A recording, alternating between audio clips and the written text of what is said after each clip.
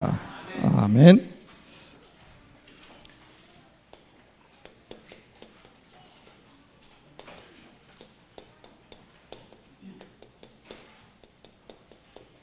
하늘의 복을 받은 자입니다. 우리는 신앙생활의 기준을 하나님의 말씀인 성경에 두고 있습니다. 거의 대부분 신앙생활이 안 되는 이유가 뭐냐면 자기가 세상에서 배운 지식이 신앙의 기준이 되기 때문에 그렇습니다. 또 우리가 이제 몇십 년 동안 살다 보면 많은 인생 경험을 하게 됩니다. 또 그 경험을 앞세워 가지고 신앙생활을 하려고 하기 때문에 신앙생활이 갈수록 어려워지게 되겠죠. 우리는 철저하게 하나님의 말씀이 내 신앙생활의 기준이 되도록 기도해야 됩니다. 그렇지 않으면 무너지게 돼 있습니다. 그리고 성경의 기준은 그리스도입니다. 구약 39권은 오실 그리스도에 대한 예언이고 신약 27권은 오신 그리스도, 다시 오실 그리스도에 대한 이야기입니다. 성경 66권이 그리스도 이야기예요. 많은 이야기를 하고 있지만, 많은 사람이 등장하고 있지만, 많은 사건들이 일어나고 있지만 성경 66권의 기준은 그리스도입니다. 그것 말고 강조를 하기 때문에 교회가 문을 닫고 있는 거예요. 제가 이스라엘을 여러 차례 다녀왔잖아요. 2000년 전에 예수님이 사역하셨던 현장, 또 예수님의 제자들이 사역했던 모든 현장이 복음이 없어져 가지고 완전히 황폐하게 되어버렸습니다. 예수님의 모든 행적들, 사도들의 행적들을 가보면 무당집보다 더 심각하게 우상화를 시켜놨어요. 복음이 없어지면 이렇게 황폐하게 돼요. 이번에 이제 동유럽 세 나라에 이제 다녀왔는데 그 중에 그리스라는 나라에 가면 2000년 전에 사도 바울이 사역했던 현장입니다. 빌립보, 데살로니가, 베레아, 아테네 전부 그 나라에 있어요. 거기도 가보면 2000년 전에 사도 바울을 통해서 그렇게 왕성하게 복음이 증거됐었는데 2000년이 지나면서 복음이 완전히 사라지고 교회에 있던 자리는 완전히 다 무너지고 러시아 정교회 또 캐톨릭이 성당을 세워놓고 기념교회라고 세워놓고 무당집보다 더 심각한 우상화를 시켜놨습니다. 저는 이 현장을 보면서 어떤 생각을 했냐면 내가 이 땅에 살아있는 동안에 이 복음이 희석되면 안 된다. 원색적인 복음을 우리가 수호해야 된다. 그리고 또 하나는 이 복음을 우리 후대들에게 전달해야 된다. 다음 세대들에게 이 복음이 전달 안 되면 반드시 재앙이 오기 때문입니다. 그래서 오늘은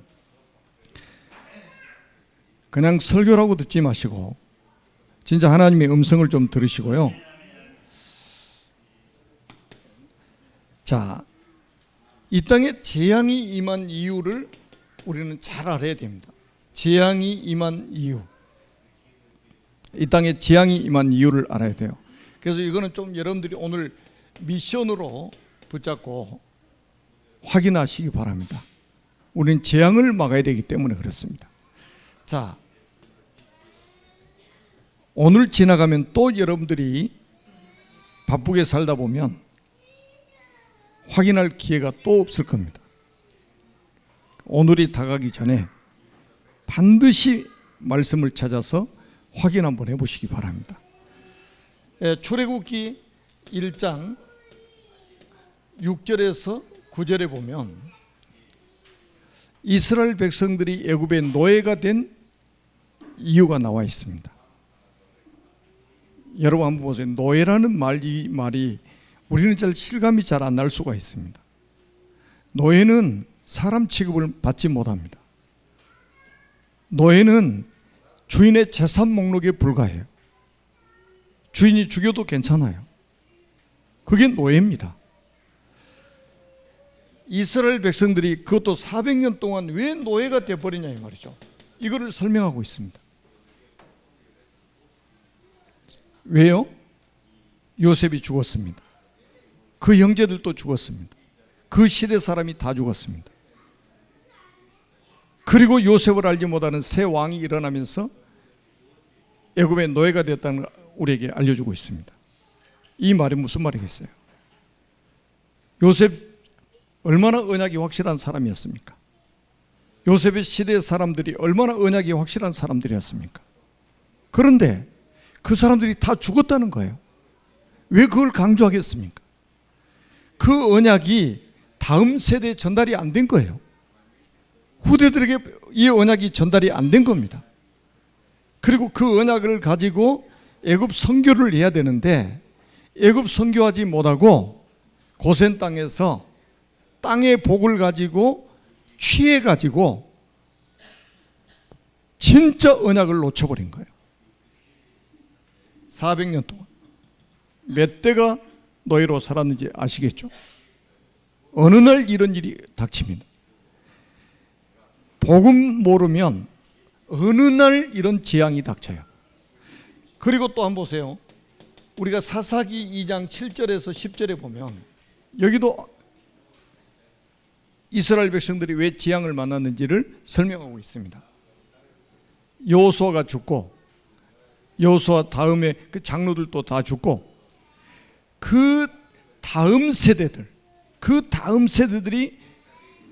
여호와를 알지 못했다고 성경이 기록하고 있습니다. 그래서 블레셋이라는 나라에 300년이 넘게 괴롭힘을 당했습니다.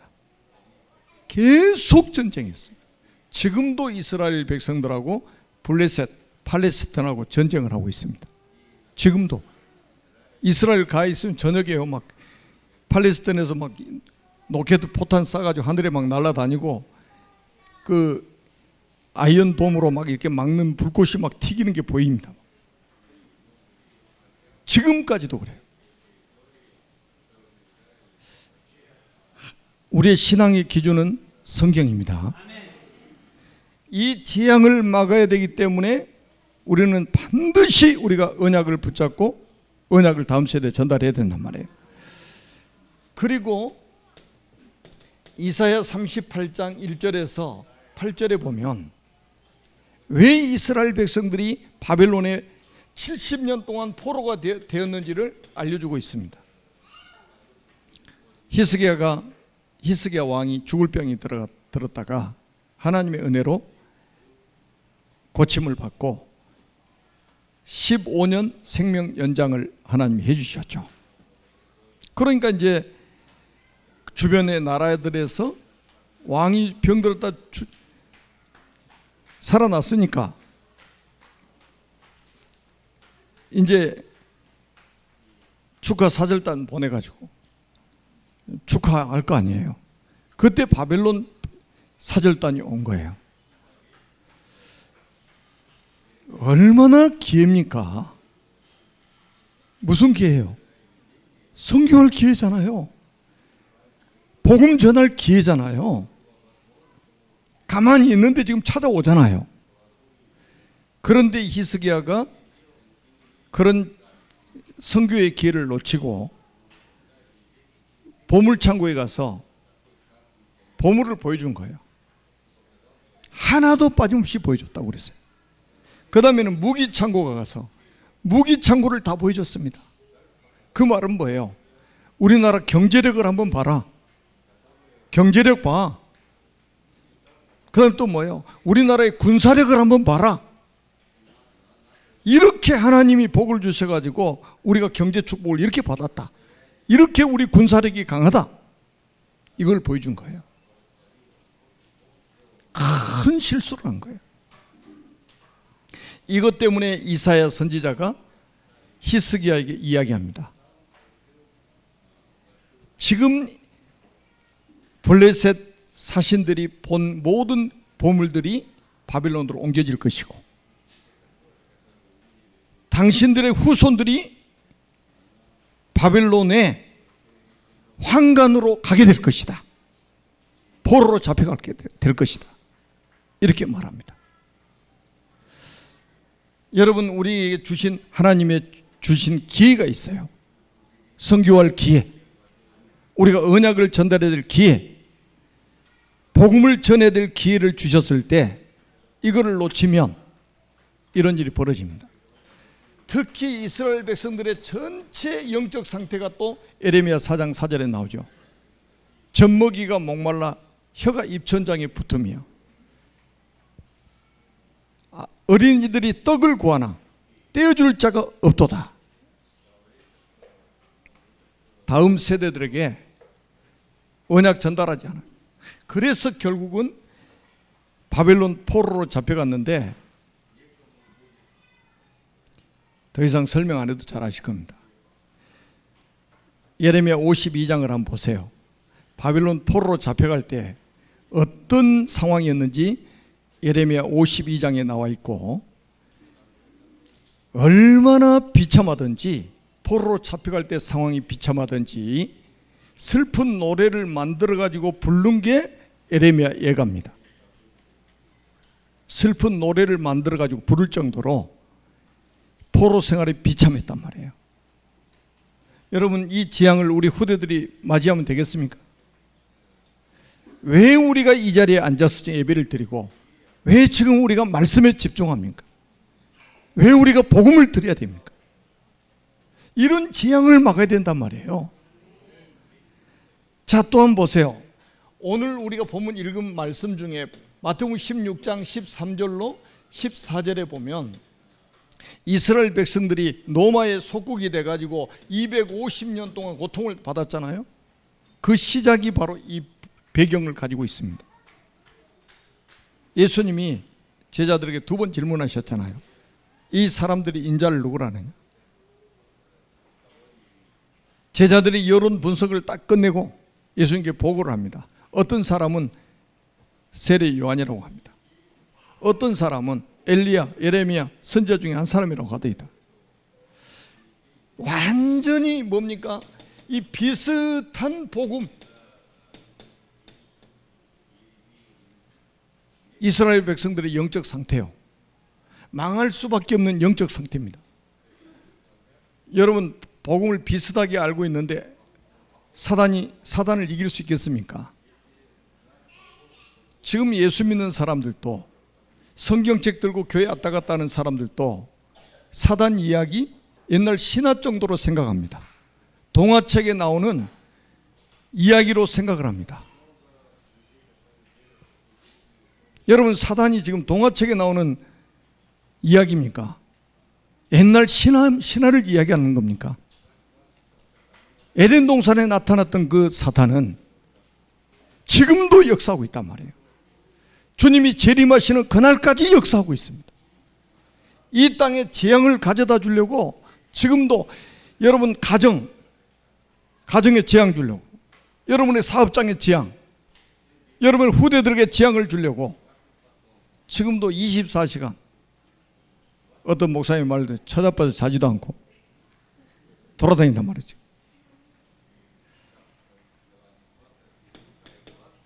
여기 우리 공 알렉산더 집사님 계시지만 제정 러시아 때, 제정 러시아의 기독교 인구가 얼마인 줄 아십니까?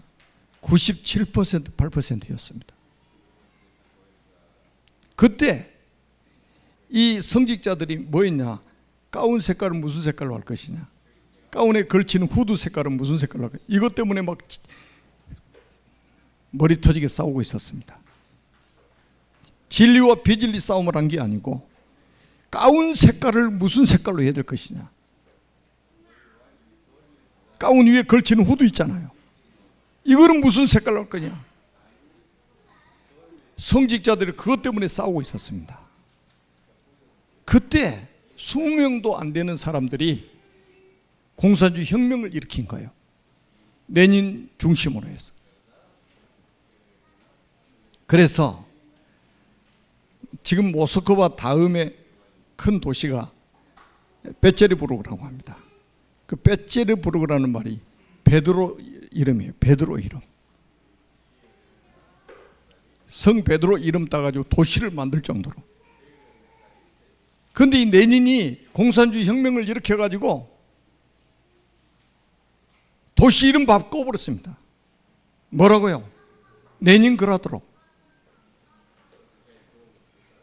레닌이 공산주의 혁명을 일으켜가지고 자기 이름을 따서 도시를 이름 바꿔버리고 성당이 있던 자리에 기물들 다 치워버리고 그 안에다 수영장도 만들고 그랬어요. 여러분 복음 놓치면 어떻게 되는 줄 아십니까? 공산주의 혁명이 일어나가지고 얼마나 많은 사람이 죽었습니까? 2차 대전 때 스탈린이라는 사람 직간접적으로 그 사람 때문에 죽은 사람이 5천만 명이 넘는답니다.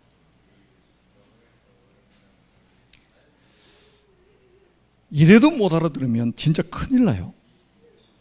우리가 예수를 믿어야 될 이유가 뭐냐? 진짜 복음 모르면 어떻게 되느냐? 성경은 이걸 말해주고 있습니다. 교회 와서 좋은 이야기 들으려고 오는 게 아니에요. 귀 즐겁게 해주는 말을 들으러 교회 오는 게 아닙니다.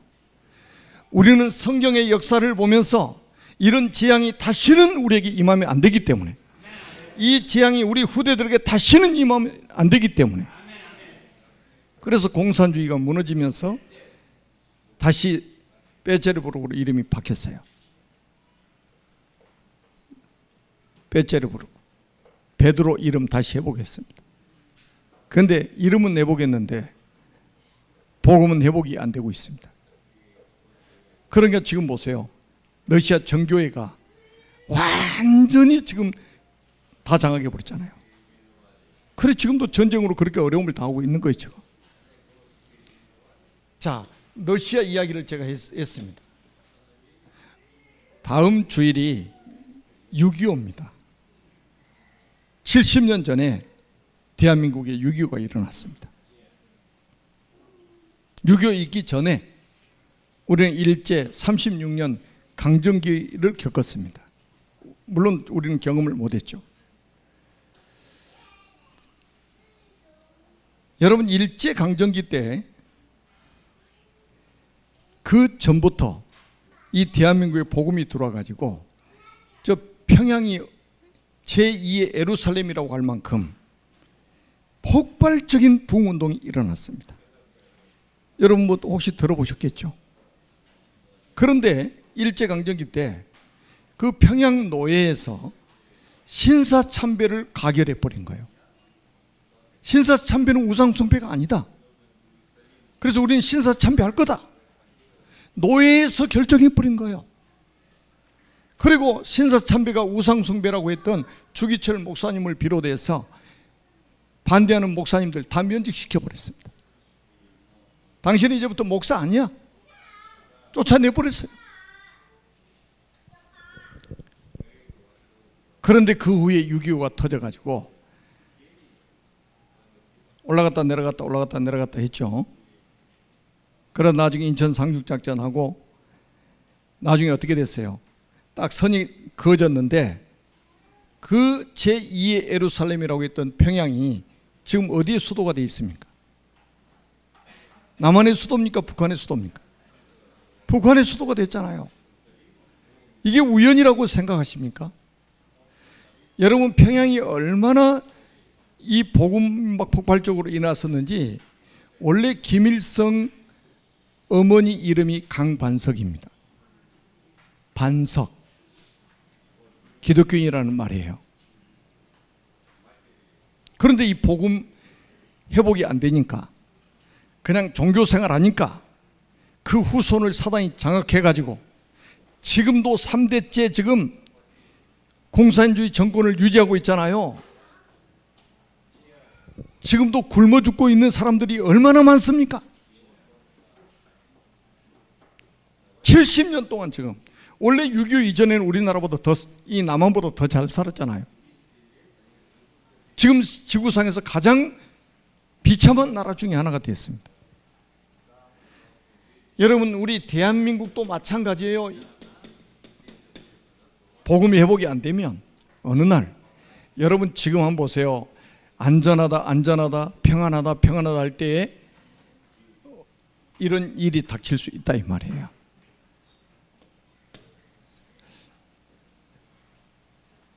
제가 선교 현장에 갈 때마다 제가 딱 마음에 굳게 결심하고 온 겁니다. 제가 다른 거 이야기하지 않고 진짜 재앙 막는 복음만 이야기해야 되겠다. 자, 그래서 우리는 이 복음 막을 수 있는 것은 정확한 복음 외에는 없다는 거예요. 오늘 본문을 한번 잘 보십시오. 예수님께서 마태복음 16장 16절에 제자들에게 질문하셨잖아요. 마태복음 16장 15절에 보니까 너희는 나를 누구라느냐. 그때 시몬 베드로가 대답하여 이르되 주는 그리스도시요 살아계신 하나님의 아들이시니다. 이 고백을 했단 말이에요. 여러분, 이게 700년 만에 회복된 복음입니다. 이사야 선지자 이후에 700년 만에 지금 복음이 회복되고 있는 거예요. 한번 보세요. 그러니 주님의 마음이 얼마나 기쁘시겠습니까? 그래서 17절에 보니까 예수님이 이렇게 말씀합니다. 바요나 시몬아 내가 복이 있도다. 이를 내게 알게 한 이는 혈육이 아니요 하늘에 계신 내 아버지시니라. 이래서 하늘의 복을 받은 자라는 거예요. 이 그리스도라는 단어, 예수가 그리스도라는 이 사실을 알게 된 게 하늘의 복을 받은 것이다.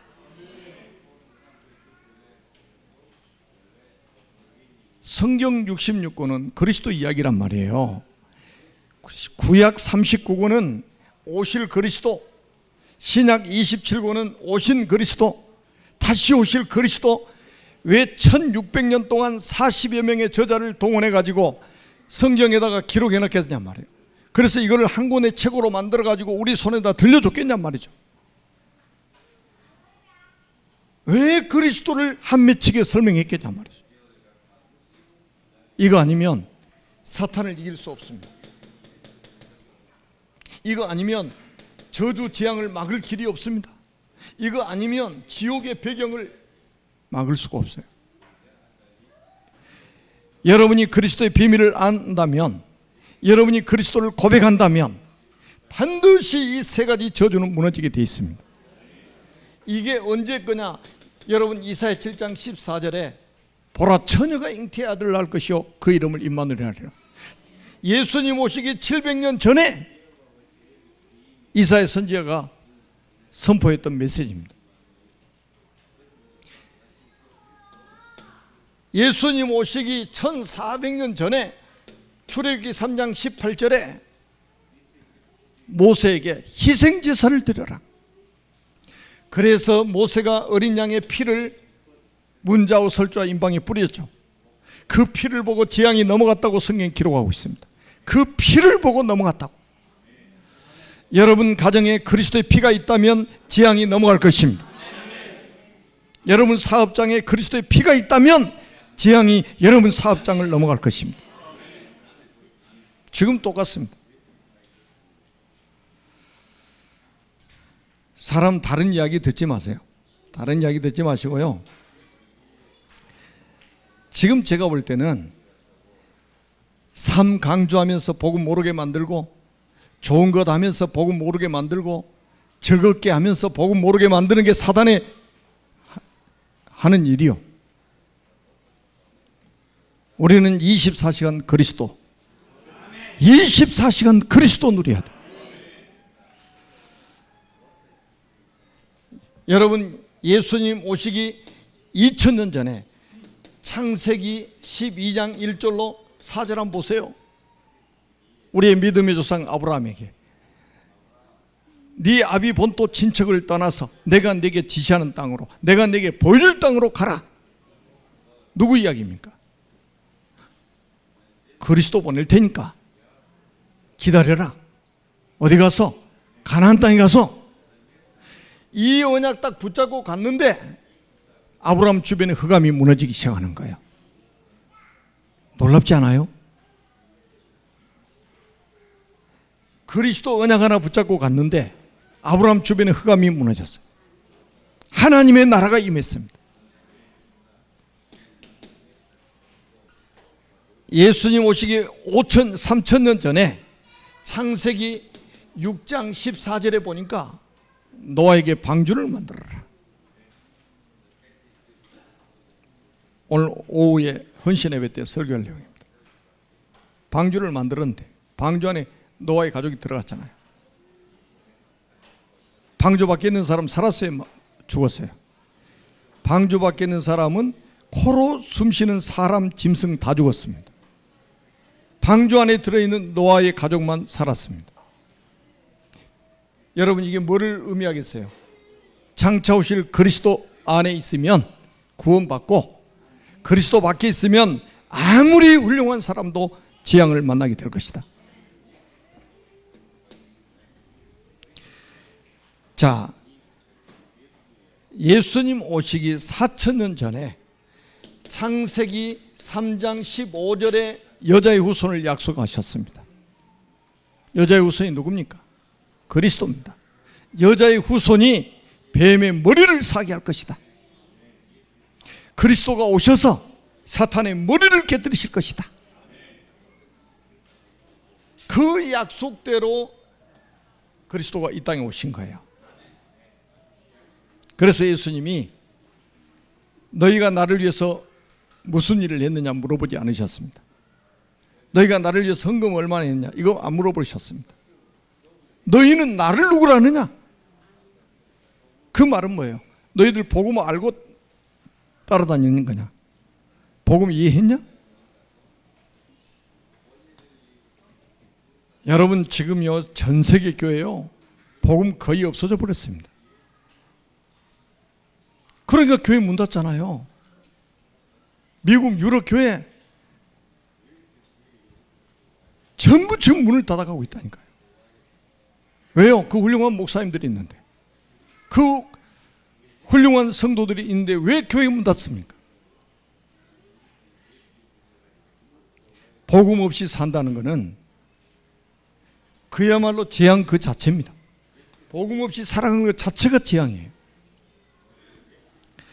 자, 우리는 여기서 끝나면 안 됩니다. 우리는 세계를 살릴 특권을 가진 사람들입니다. 아멘?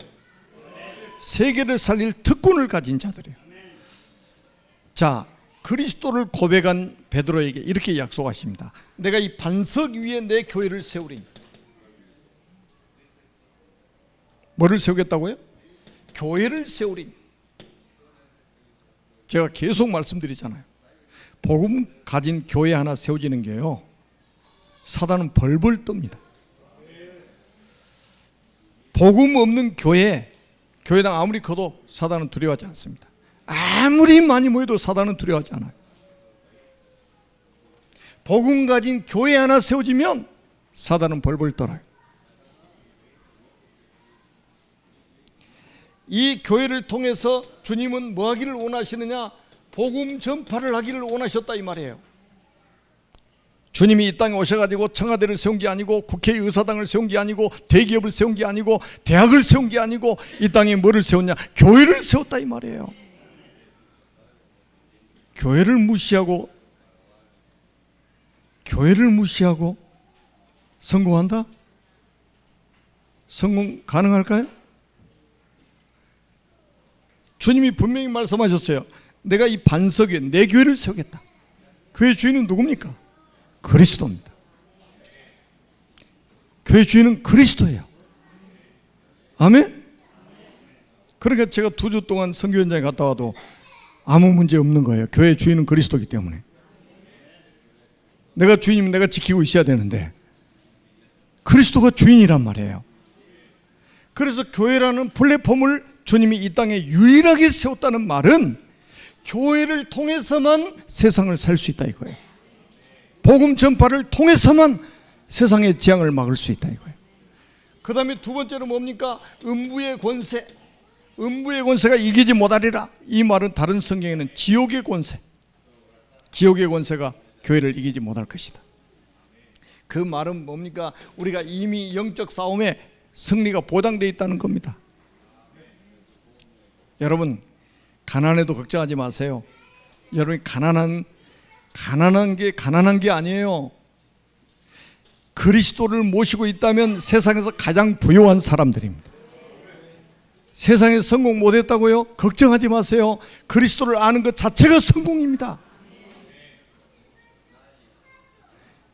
아니, 대통령 몇 년씩 하고 그리스도 모르고 죽었다. 어디 갑니까? 지옥 가잖아요. 그게 성공 아니에요? 국회의원 몇십 년씩 하고 지옥 가버렸다. 그게 성공입니까? 평생 국회의원 못해도 괜찮아요. 여러분들이 그리스도를 안다면 음부의 권세, 지옥의 권세가 여러분을 이기지 못할 것입니다. 완전히 승리가 보장되어 있단 말이에요. 우리 렘넌트들 꼭 확신하세요. 여러분들이 그리스도의 비밀을 알았다는 것은 세상에서 가장 복을 받은 사람들. 그 다음에 세 번째는 뭡니까? 천국 열쇠를 내가 내게 준다. 천국 열쇠를 내가 내게 준다. 여러분들 이건 뭡니까? 기도 응답 아닙니까? 이제는 24시간 그리스도 이름으로 기도해 보세요.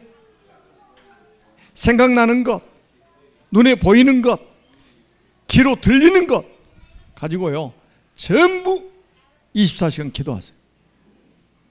그 주일날도요 말씀 딱 붙잡고 말씀 성경 찾아가지고 확인해 가면서 한번 기도 한번 해보세요.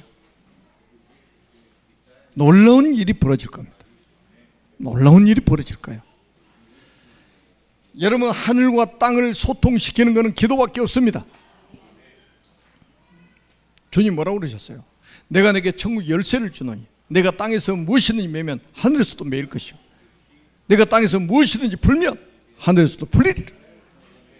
24시간 기도 속에 있으면 우리의 영역이 아닌 25시에 응답이 옵니다. 하나님의 시간표 속으로 들어가게 된단 말이에요. 그러면서 영원한 응답 속으로 우리는 들어가게 될 것입니다. 그래서 이제 마지막으로 우리가 이제 지금 이제 RTC 건축을 놓고 우리가 지금 기도하고 있습니다. 이제 우리 어린 렘넌트들에게도 우리 선생님들 교육시키세요. 야, 네가 RTC 세우는데, 너희들을 위해서 RTC 세우는데, 야, 너 벽돌 한 장이라도 너 헌금해야 될 거 아니냐. 용돈 모아가지고 벽돌 한 장이라도 헌금해라. 벽돌 한 장이 얼마냐? 벽돌집에 가서 물어봐라.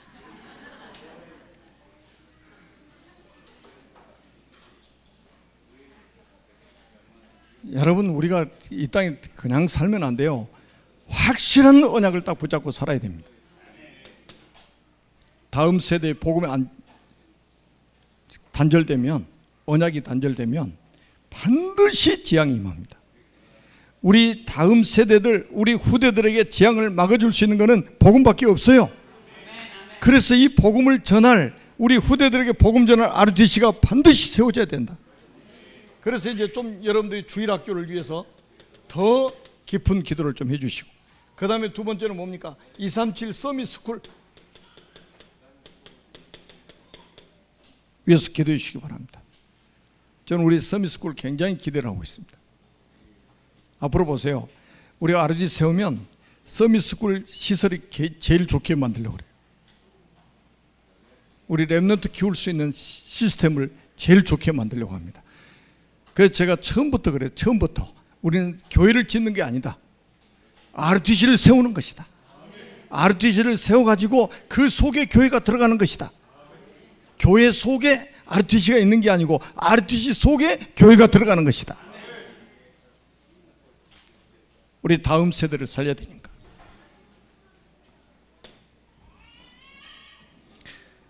그리고 이제는 앞으로 이런 세대가 옵니다. 금, 토, 일. 목요일까지 일하고 금, 토, 일 쉬는 그런 시대가 되었습니다. 이때 대비해야 됩니다. 여러분, 미국, 유럽이 언제부터 교회 문 닫기 시작한 줄 아십니까? 토요일 날, 일요일 날 쉴 때부터 교회 문제 왔습니다. 복음 없으니까 교회 올 이유가 없는 거예요. 전부 주말 되면 어떻게 합니까? 자동차 가지고 여행 다니는 거예요. 기차 타고 여행 가는 거예요. 비행기 타고 여행 가는 거예요. 그리고 처음에는 그래도 믿음이 있어가지고 온라인으로 헌금하다가 여행 다녀보니까 돈 쓸 데가 많거든. 제일 먼저 줄인 게 뭐냐? 헌금부터 줄이는 거예요. 여러분, LA에 가면 수정교회라고 있습니다. 노버트 슐러 목사님이 하면 된다, 할 수 있다 했던 분이 있잖아요. 교회 부도 나가지고 천주교에다 팔아버렸잖아요. 그렇게 많은 성도들이 구름대처럼 모였던 교회인데 이 시대 오면서 그렇게 문 닫았어요.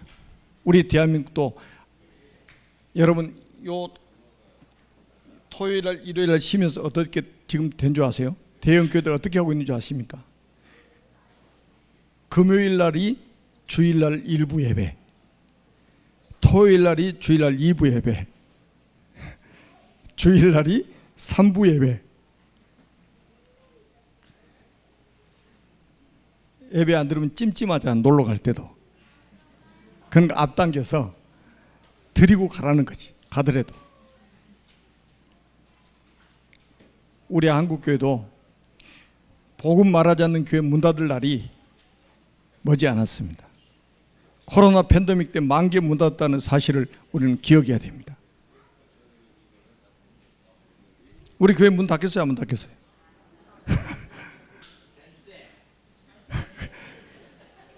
그래서 절대 문 닫을 이유가 없죠. 교회 주인이 그리스도니까. 자, 우리 후대들에게 우리가 언약을 전달하지 않으면 우리 후대들은 재앙을 만날 것이고, 우리 후대들에게 우리가 언약을 전달하면 우리 후대들은 세계를 살리는 차세대 선교사로 세워지게 될 것입니다. 그 축복 누리는 여러분 되시기를 주님의 이름으로 축복합니다. 살아계신 하나님 아버지, 은혜를 진심으로 감사합니다. 주님, 이 지구상에 임하는 재앙을 막도록 이 땅에 교회를 세우신 것을 감사합니다. 우리 교회는 주님 오실 때까지 그리스도만 말하는 교회가 되게 하시고, 우리 후대들에게 그리스도만 전달하는 교회가 되게 하여 주옵소서. 그래서 237 나라 5천 종족을 살리고도 남을 수 있는 응답을 누리게 하여 주옵소서. 주 예수 그리스도 이름으로 간절히 축복하며 기도드립니다. 아멘.